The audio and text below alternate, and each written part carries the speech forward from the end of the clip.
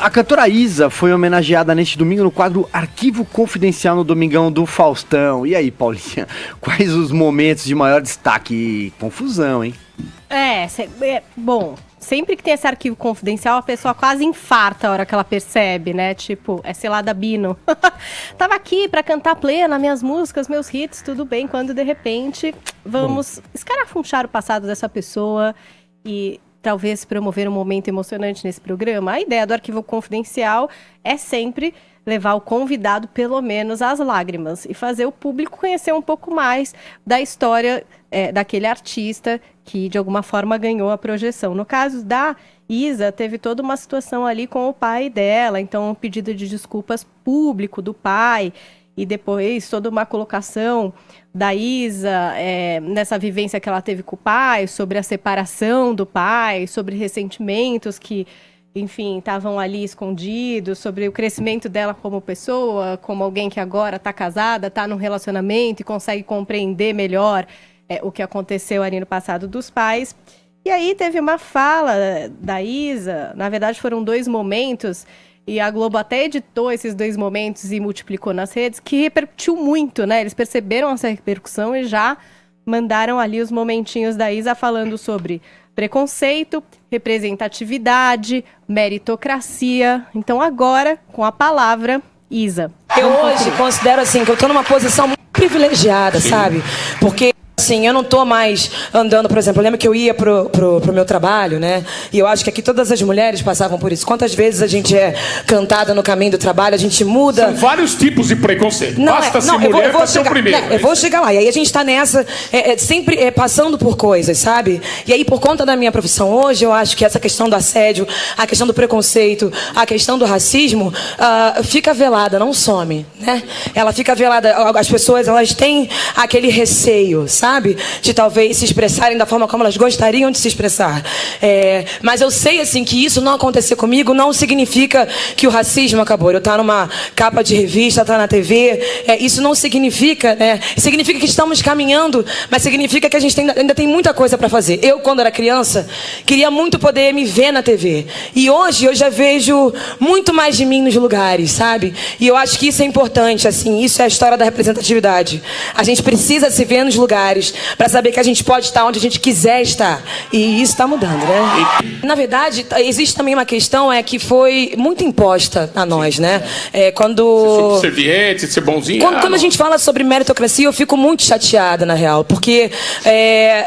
os caminhos e as oportunidades nunca foram as mesmas, sabe? Existe uma lacuna social de oportunidades e de preenchimento de vagas que é muito grande, sabe? Então, assim, é até bom deixar apelo para as pessoas que contratam, para as pessoas que recrutam, né, funcionários para as empresas, que vocês olhem para nós, e não só para nós, para todos, como pessoas capazes de fazer qualquer coisa. Eu acho que precisa encerrar com esse crivo de quem pode estar aqui ou quem pode... A gente precisa começar a mudar isso o quanto antes. Pois é, e aí, Paulinho, uma coisa que a gente percebe ali, eu não tinha assistido ao vivo ali a cena e tal, é que ela tá visivelmente, ela tá meio emocionada ali, né? Tem uma emoção, uma carga na fala dela, né? Bom, sim, essa é toda a história do arquivo confidencial, né? Você vai tocando a pessoa em vários pontos, às vezes com, por exemplo, uma participação do pai, outras coisas, e vai buscando essas falas que realmente, às vezes, até vêm um pouco desordenadas e vêm mais emocionais mesmo. Agora, eu quero saber, na verdade, o que é que vocês acharam de Dona Isa, essa fada sensata do mundo da música. Como ouviu, Adriles? Eu acho que a fala dela foi, na maior parte das vezes, de alguma forma sensata. Eu, primeiro, queria dizer que eu sou um admirador da Isa. Eu acho que ela tem um potencial como cantora imenso, é uma das mulheres mais lindas brasileiras, tem um carisma gigantesco. Gostaria muito que ela fosse melhor aproveitada, não ficasse cantando musiquinha de apologia à maconha, que de vez em quando ela faz umas bobagens assim.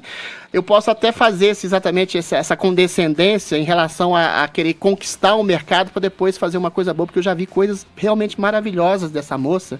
E dizer, sobretudo, que ela não tem privilégio. Ela está no lugar onde ela está, porque ela chegou lá graças ao imenso talento que ela tem, ao imenso carisma, ao imenso...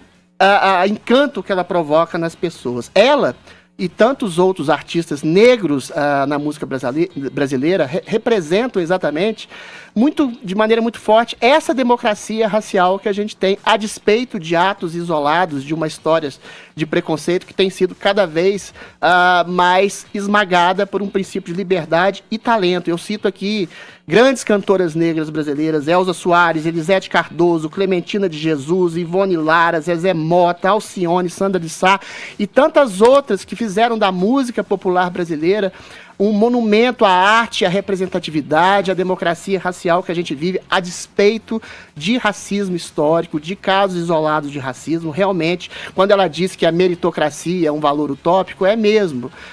No Brasil, depois da escravidão, é lógico que negros foram jogados à marginalidade, é muito difícil estabelecer um princípio meritocrático a partir de um grau zero, entendeu? Porque deveria, ao contrário, ser estabelecido um princípio meritocrático de um grau zero. Por exemplo, numa empresa que contrata pessoas, aí você tem exatamente pessoas com as mesmas oportunidades, com as mesmas escalas de profissão. Mesmo assim, há pessoas que estudaram mais, as pessoas que se prepararam mais. Ou seja, a meritocracia é como a objetividade jornalística. Ela é um bem a ser alcançado, mas nunca vai ser totalmente absorvido pela sociedade. No Brasil, você tem que fazer certo tipo de compensação histórica para estabelecer esse grau zero de competitividade. E ela tem muita razão quando ela diz que existe ainda um racismo muito menos étnico, mas muito mais social, ligado, sobretudo, à pobreza e à exclusão social que é advindo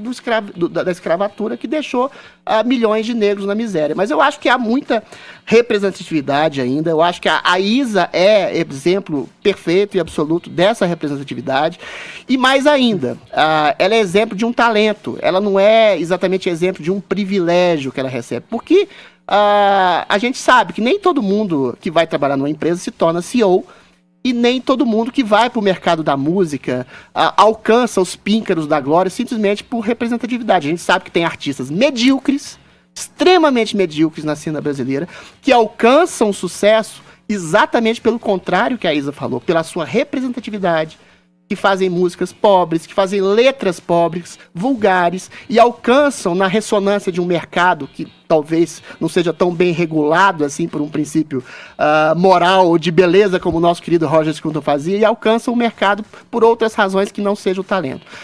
A Isa é uma mulher talentosa, é uma mulher negra, é uma mulher linda, emagreceu um pouco, acho que ela podia comer um pouquinho mais, mas ela é um ícone artístico brasileiro maravilhoso e que, para além da representatividade da mulher negra e bela que ela é um imenso talento que ainda pode ser muito melhor aproveitado, a meu ver. Ela é muito talentosa mesmo, inclusive, né, Paulinha, a gente teve a honra de receber ela no início da carreira dela. Sim. Aqui, quando ela tinha lançado lá o single Pesadão, né, com o Falcão, e depois a gente viu a carreira dela só crescer e evoluir. E 2019, Vini, Silvio, agora, foi o ano dela. Pois é, exatamente porque... isso que eu ia te dizer. Eu lembro de ter lido em algum lugar, inclusive aí recorro aí aos seus conhecimentos nessa área, você que entende muito mais do que eu de entretenimento, de que a Isa tinha virado uma espécie de uma querida ali na Globo, né? Até pela participação, né? O show do fim do ano. No The Voice e etc e tal. Esse ano, por exemplo, Silvio, ela recebeu indicação pro Grammy, teve o primeiro álbum dela lançado, ela fez dublagem no Rei Leão. As músicas dela, né?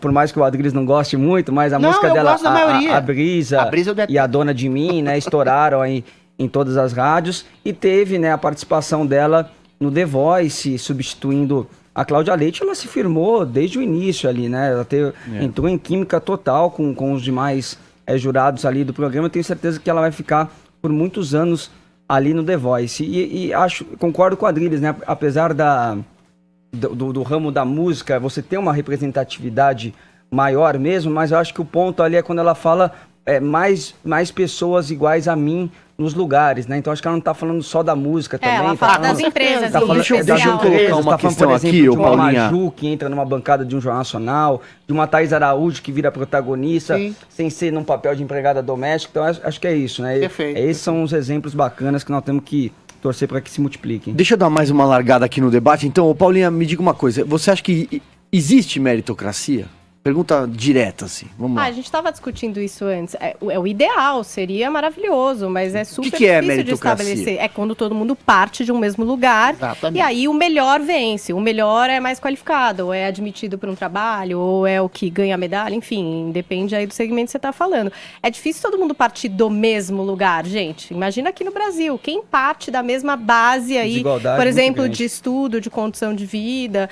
Ah, mas aí ele lutou, então na meritocracia, bom, sim, mas ele não partiu do mesmo lugar, enfim, é complicado. A desigualdade de oportunidade ainda, infelizmente, é uma coisa muito complicada no Brasil. Mas eu não acho que, por exemplo, o Brasil tenha essa válvula de compressão em relação ao mérito. A gente tem, inclusive fora da música, grandes negros como Machado de Assis, o Zé do Patrocínio, que saíram, por exemplo, na época da escravidão mesmo, e alçaram lugares de mérito cultural extraordinário. Alguém pode dizer, é exceção.